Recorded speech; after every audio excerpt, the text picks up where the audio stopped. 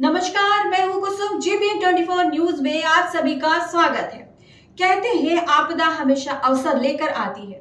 अवसर को सकारात्मक और नकारात्मक दोनों नजरिए से देखा जा सकता है। कोरोना महामारी के दौरान जब लॉकडाउन लगा तो बड़ी संख्या में लोग बेरोजगार हो गए। रेहड़ी पटरी पर लगी दुकानों से लेकर शोरूम तक बंद हो गए। जिन लोगों के कारोबार बर्बाद हुए, उनमें से कई ने नए काम शुरू कर दिए, कुछ तो अच्छे और कुछ बुरे। इन्हीं लोगों में से ऋषभ शर्मा भी था। वो फरीदाबाद में फल और सब्जी बेचने का काम किया करता था, लेकिन लॉकडाउन लगने के बाद उसे भी अपनी दुकान बंद करनी पड़ी। ऐसे में परिवार पालने के लिए उसने नए काम की तलाश शुरू कर दी। और वो काम क्या था? सब्जी बेचने वाला शख्स 6 महीने में कैसे बन गया 21 करोड़ का मालिक? पूरी कहानी देख दंग हो जाएंगे आप।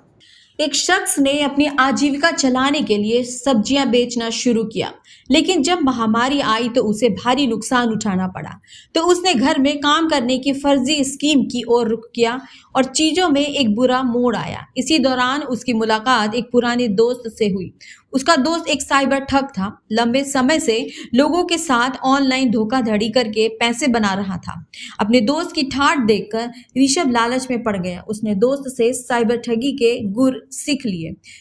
कोरोना काल में सबसे ज्यादा नौकरियों का संकट था, इसलिए लोग वर्क फ्रॉम होम जॉब की तलाश कर रहे थे। सब्जी वाले और उसके दोस्त ने लोगों की इस मजबूरी का फायदा उठाने का प्लान बनाया। इसके लिए योजनाबद्ध तरीके से लोगों के मोबाइल नंबरों का डेटा इकट्ठा किया गया।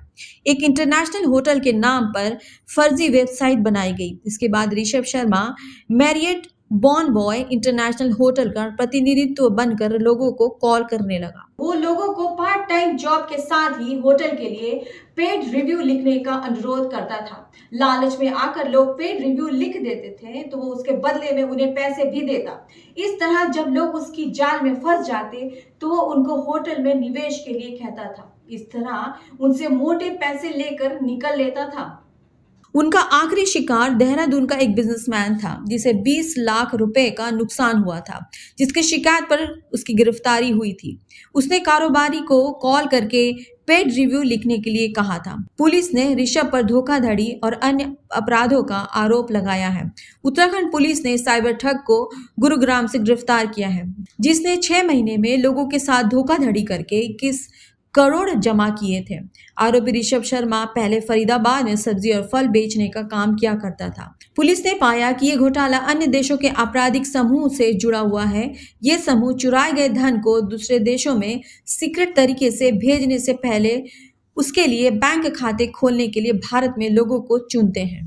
ऋषभ की गिरफ्तारी से पुलिस को पता चल गया कि ये समस्या कितनी बड़ी है। उन्होंने पाया कि वो 10 राज्यों में कई मामलों में शामिल था। इन जटिल घोटालों से निपटना अधिकारियों के लिए एक बड़ी चुनौती है, क्योंकि वे इनसे जिम्मेदार लोगों को पकड़ने की कोशिश करते हैं। देश दुनिया की ऐसी खबरों के लिए देखते रहिए GBN24 न्यूज। धन्यवाद।